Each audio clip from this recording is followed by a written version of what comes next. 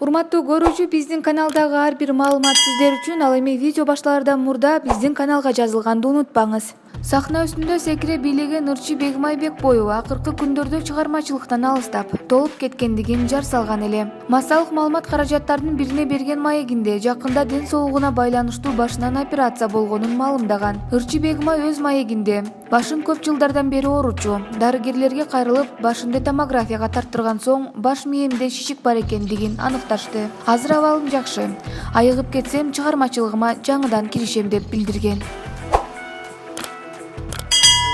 Бактылуу үй-бүлө, таттуу түгөйлөр деп саналган Урмат жана Нейля жакында Кореяда өздөрүнүн талантын тартуулашат. Бул тууралуу Урмат Усенов массалык маалымат каражаттарынын бирине берген маегинде бизди музыкалык фестивалга чакырышты. Буюрса 19-июнда жөнөп жатабыз. Кайрат Примбердиев да биз менен деп билдирет ырчы. Жакында эле социалдык тармактарда чууну жараткан Жанин аттуу ырчы айым Айчурок Иманалиеванын үйүндө кордук көргөнүн коомчулукка айтып чыккан. Бул тууралуу дагы да маектерин берип, мен кордук көргөм чындыгында. Айчурок эженин айткандары кал. Эгерде мындан ары токтобосо калган кордуктарды айтууга мажбурмун дейт массалык маалымат каражаттарынын бирине берген маегинде.